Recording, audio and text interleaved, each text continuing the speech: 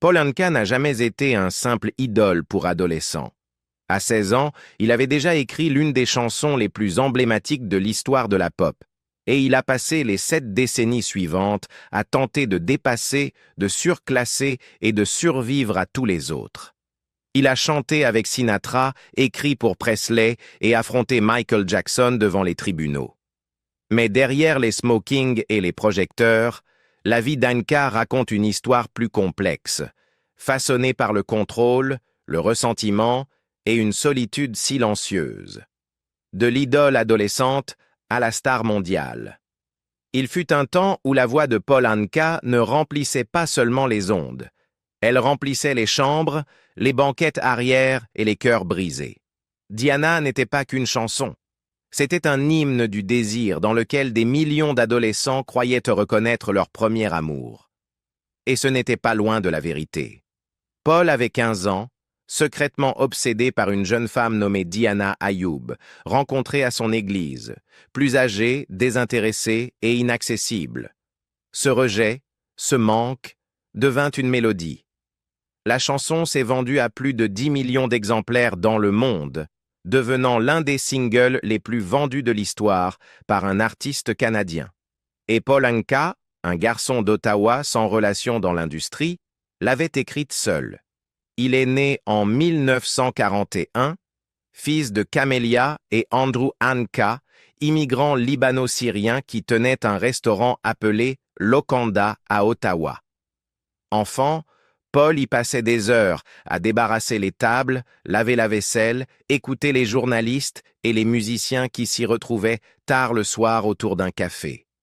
Sa mère, Camélia, croyait farouchement en son potentiel.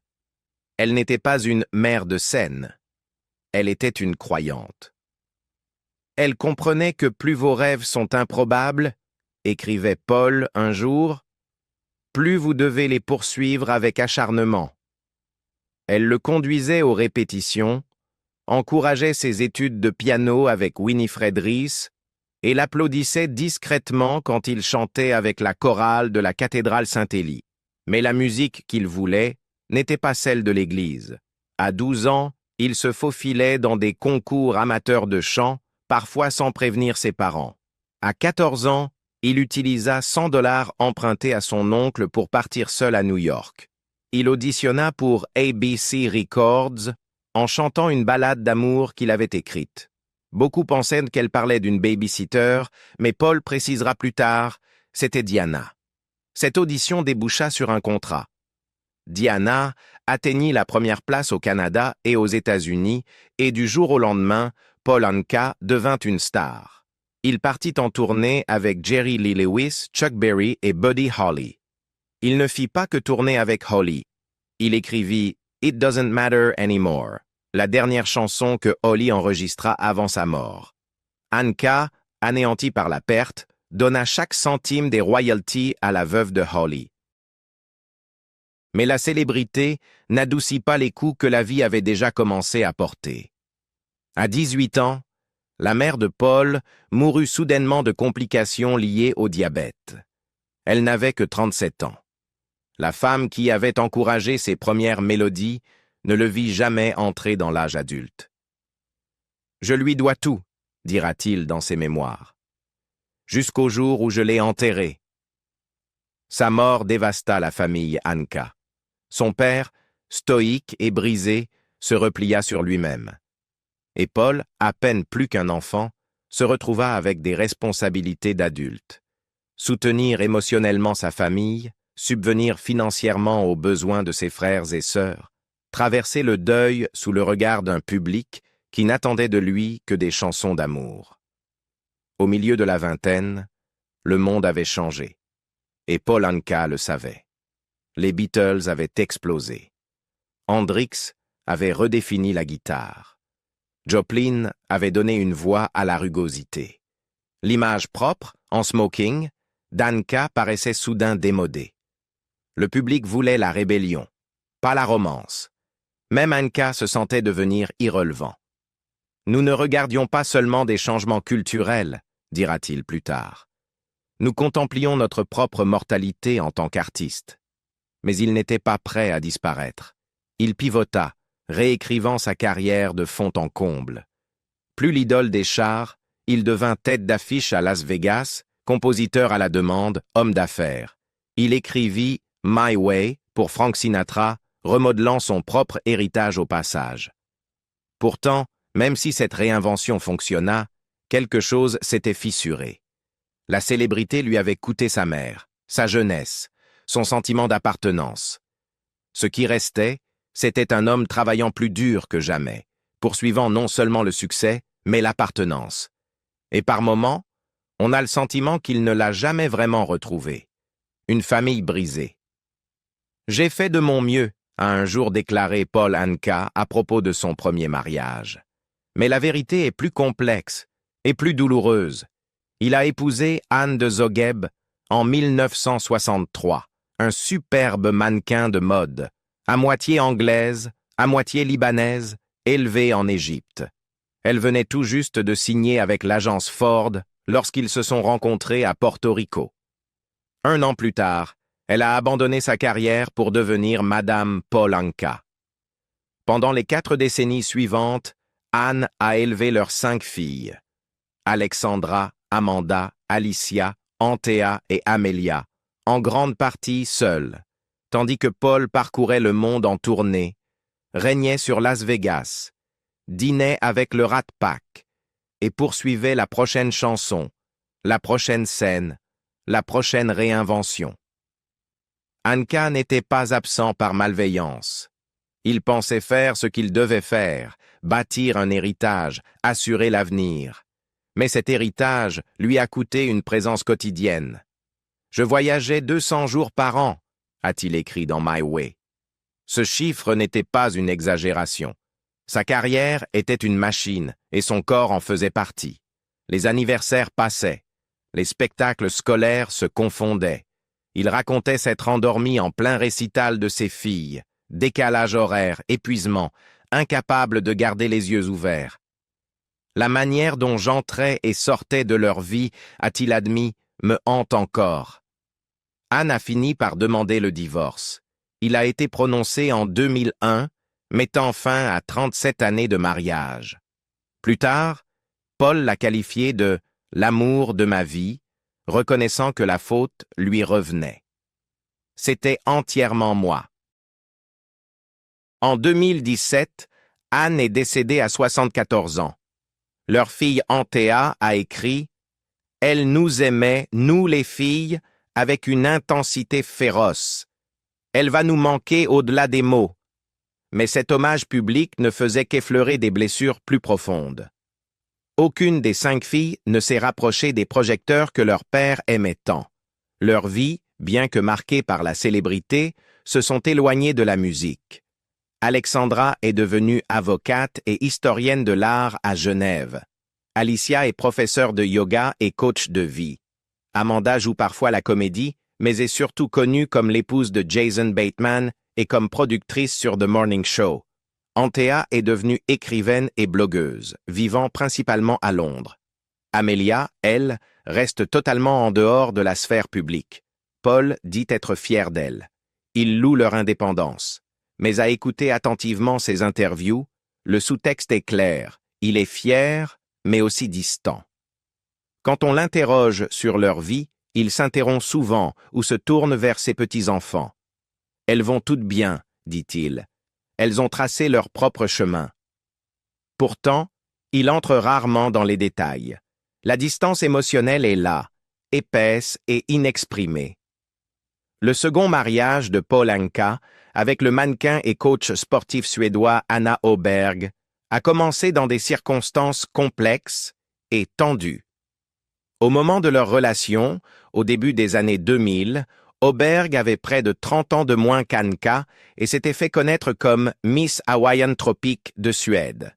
Elle avait travaillé à Hollywood comme coach personnel et avait eu de petites apparitions dans des films comme Dumb and Dumber et dans la série Baywatch. Leur relation avait commencé sans engagement particulier, mais tout a changé en 2005 lorsque Åberg a annoncé à Anka qu'elle était enceinte. Leur fils, Ethan Anka, est né le 22 septembre 2005. Paul, alors âgé de 64 ans, a déclaré plus tard qu'il s'était senti obligé de formaliser la relation pour le bien de l'enfant. « J'ai assumé et je l'ai épousée. » Le couple s'est marié en 2008 lors d'une petite cérémonie privée en Sardaigne, en Italie. Mais le mariage a été de courte durée, à peine 18 mois, avant de s'effondrer dans un divorce amer et très conflictuel. S'ensuivit une bataille pour la garde d'Ethan, longue et d'une intensité inhabituelle. Anka a demandé la garde exclusive, invoquant de sérieuses inquiétudes quant aux capacités parentales de Oberg. Il l'accusait d'être verbalement abusive, instable et d'avoir un comportement incompatible avec une coparentalité responsable. Des documents judiciaires faisaient état de conflits concernant les soins apportés à Ethan, notamment les routines, les voyages et la vie domestique. De son côté, Oberg affirmait qu'Anka était contrôlant et qu'elle avait été écartée des décisions clés concernant l'éducation de leur fils. L'affaire est devenue encore plus médiatisée lorsque Oberg est apparu dans l'émission de télé-réalité suédoise Svenska Hollywoodfruar, offrant une image glamour mais controversée de la vie des expatriés fortunés à Los Angeles. Malgré la tendance habituelle des tribunaux californiens à favoriser une garde partagée ou maternelle, Anka a finalement obtenu la garde physique et légale exclusive d'Ethan, une décision rare qui a suscité des interrogations dans les milieux juridiques. Certains observateurs ont estimé que la fortune d'Anka et ses ressources juridiques avaient pesé dans la balance. D'autres ont pointé le comportement de Oberg à l'écran et son image publique comme des éléments ayant pu nuire à sa crédibilité devant le tribunal. Oberg s'est vu accorder des droits de visite limités, tandis qu'Anka devenait le principal parent d'Ethan. Cette situation a laissé des séquelles émotionnelles durables. Dans des interviews ultérieures, Anka a admis qu'élever seul un jeune garçon à plus de 70 ans était à la fois gratifiant et épuisant. Il a aussi précisé que sa décision de demander la garde exclusive n'était pas motivée par la vengeance, mais par le désir de protéger la stabilité à long terme d'Ethan. « C'est un petit gars formidable et mon seul fils », a confié Anka au magazine People en 2016. « Je voulais lui offrir une structure et de la sécurité. » Le coût juridique et émotionnel de cette période a toutefois ajouté une nouvelle couche à l'héritage personnel déjà complexe d'Anka. Anka a élevé Ethan avec sa troisième épouse, Lisa Pemberton, une ancienne assistante personnelle et passionnée de chiens qu'il a épousée en 2016. Ethan, alors âgé de 11 ans, a conduit Lisa à l'hôtel. Pendant un temps, Anka semblait apaisée, décrivant Lisa comme une personne très généreuse et une influence stabilisatrice. Mais 4 ans plus tard, ce mariage s'est lui aussi effondré. Et cette fois, Anka a atteint un point de rupture. Il se souvenait d'une dispute au cours de laquelle il avait brandi son acte de naissance en disant « Tu vois ça? Combien de temps me reste-t-il? Je ne peux plus vivre comme ça. » Aujourd'hui âgé de 84 ans, Paul Anka a 6 enfants de 3 femmes et 3 mariages qui se sont tous terminés avec des degrés variables de chagrin. Ses relations, avec ses filles, ses ex-épouses et même son plus jeune fils, existent dans une sorte de brouillard, les trahisons qu'il n'a jamais oubliées. Si Paul Anka a appris une chose à l'industrie, c'est que le sous-estimer est la position qu'il déteste le plus et qu'il oublie rarement une offense. L'exemple le plus célèbre, sa rupture avec Michael Jackson. Au début des années 1980, Anka, déjà auteur-compositeur et interprète aguerri, invita le jeune King of Pop, alors en pleine ascension, dans son studio pour collaborer. Le projet était de travailler sur un titre destiné au prochain album d'Anka, Walk a Fine Line. L'une des chansons qu'ils ont enregistrées en démo ensemble était une ballade délicate intitulée I Never Heard. Les voix furent posées dans le studio personnel d'Anka. À en croire tous les témoignages, la session fut productive et prometteuse. Puis, sans avertissement, les bandes disparurent. Des ingénieurs expliquèrent à Anka que Jackson les avait emportés, littéralement sortis du studio, et refusait de les rendre. Quand Anka se tourna vers son équipe juridique, qui, ironie du sort, représentait aussi Jackson, on lui répondit que le contrat avait mystérieusement disparu. J'ai dit, « Les gars, est-ce que je rate quelque chose? On a un contrat. » Ils m'ont répondu, « On ne le trouve pas. » Anka se souvenait de cet épisode avec amertume. Furieux et se sentant trahi, il se retira du projet d'album et rompit avec l'équipe juridique. Pendant ce temps, Jackson s'élançait vers une superstardom planétaire avec Thriller.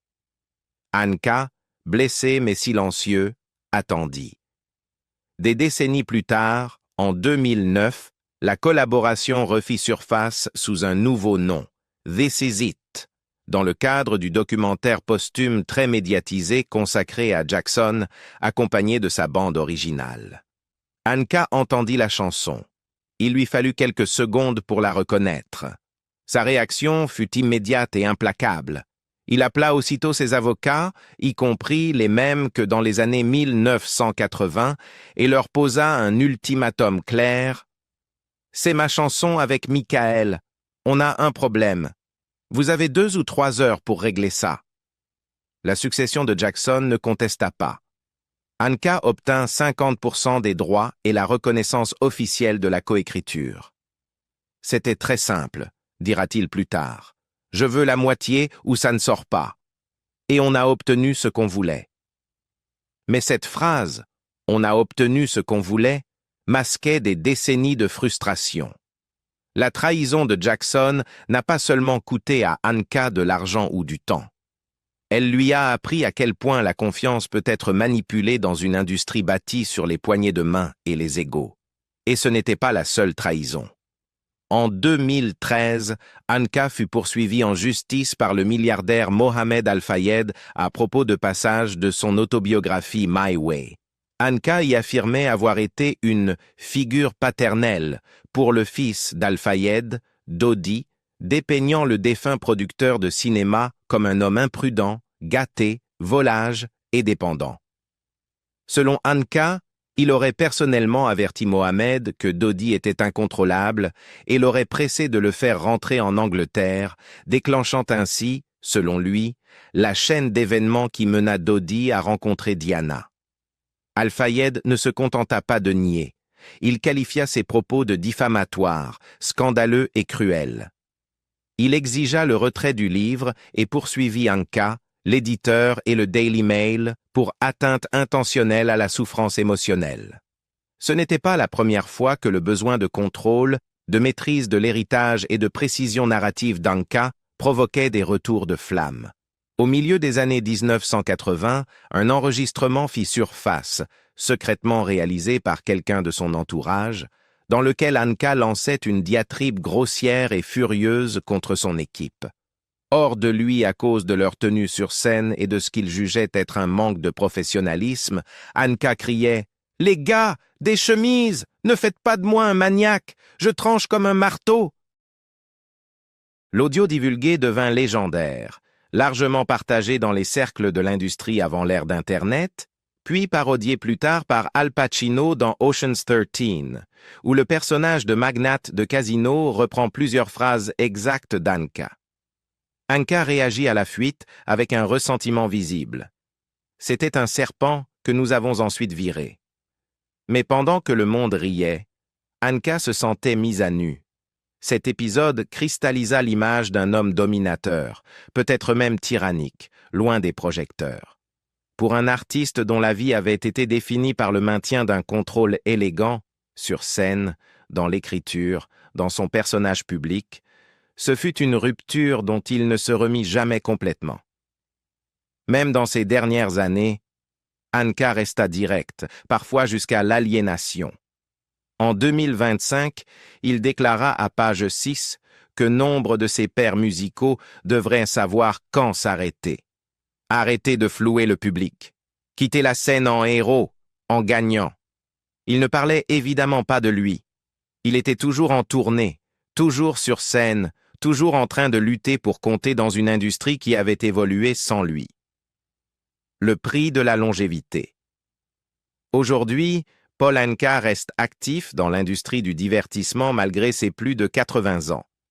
Il continue de tourner à l'international, d'enregistrer de nouveaux titres et d'échanger avec ses fans à travers des interviews, les réseaux sociaux et, plus récemment, un documentaire long-métrage intitulé Paul Anka, His Way, diffusé par HBO Max en décembre 2025. Le film offre une vue d'ensemble de ses 7 décennies de carrière, de son émergence comme idole adolescente dans les années 1950 à sa réinvention en tant qu'auteur-compositeur et entertainer mondial. Le documentaire inclut des images d'archives de collaboration et d'amitié avec des artistes mythiques tels que Frank Sinatra, Elvis Presley, Buddy Holly, Aretha Franklin et Nina Simone. Mais si le récit célèbre la longévité d'Anka, il laisse aussi entrevoir sa distance émotionnelle et les sacrifices personnels qu'il a consentis. Anka s'exprime sans détour sur l'importance de préserver à la fois sa santé et sa dignité en vieillissant. Dans plusieurs interviews, notamment pour Page Six et Fox News Digital, il a décrit avec précision sa routine quotidienne de bien-être. Il ne boit pas d'alcool et ne fume pas. Des choix faits il y a des décennies pour protéger sa voix et son endurance. Il boit de l'huile d'olive et du jus de citron, jeûne 1 jour par semaine et suit une routine d'exercice régulière. « Je ne ressens pas mon âge, sauf quand je suis malade », a-t-il déclaré. « J'avance. Si vous restez immobile, on vous jette de la terre dessus. » Il a également souligné la discipline psychologique nécessaire pour vieillir sous le regard du public. Anka affirme ne plus tolérer les personnes toxiques dans sa vie et éviter délibérément les situations ou relations sources de stress.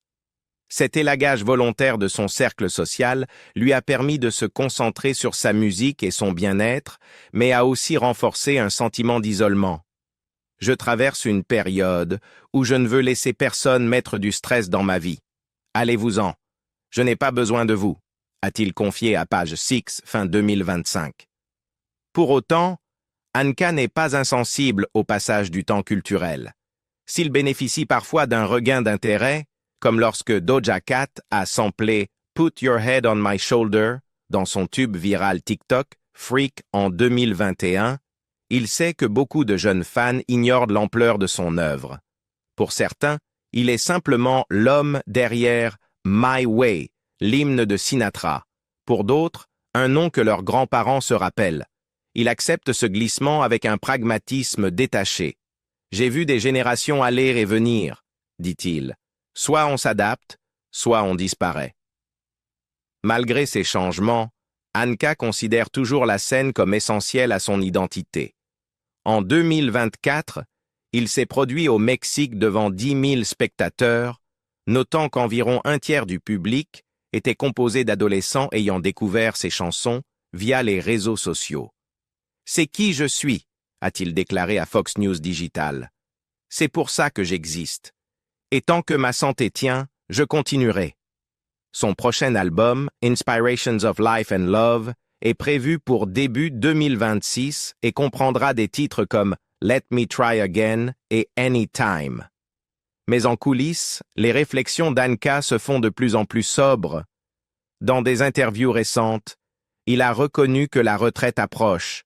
« Mon jour arrive », répète-t-il souvent, sans calendrier précis. Il insiste toutefois sur une sortie digne, sans se ridiculiser ni diminuer son œuvre. À tous mes amis qui ne chantent plus très bien, je dis « Gardez votre dignité, arrêtez de flouer le public, quittez la scène en héros, en gagnant. » Se dessine alors le portrait d'un homme dont le plus grand amour a toujours été sa carrière et qui en mesure aujourd'hui le prix. Il a admis une distance émotionnelle dans sa vie familiale, écrivant dans My Way « J'ai aimé chaque minute, et pourtant, j'étais toujours en train d'entrer et de sortir. » Cette contradiction le hante. Il est resté fidèle à la scène, aux chansons, à l'acte. Mais cette même fidélité a entraîné un détachement partout ailleurs. Pour Paul Anka, la musique n'a jamais été un simple métier. C'était un foyer, une partenaire, une identité. Et maintenant que le temps se referme inévitablement, cet amour est à la fois une source de fierté et de tristesse. Aujourd'hui octogénaire, Paul Anka reste actif, mais de plus en plus sur la réserve, façonné par des décennies de trahison, de procès et de sacrifices personnels. Il a bâti un héritage que peu peuvent égaler, mais à quel coût émotionnel? Pensez-vous que Paul Anka avait raison d'exiger un contrôle total sur sa musique et son image? Et son obsession pour l'héritage l'a-t-elle protégé ou isolé? Dites-le nous en commentaire. Et si ces questions vous ont fait réfléchir, likez, partagez et abonnez-vous pour d'autres histoires méconnues.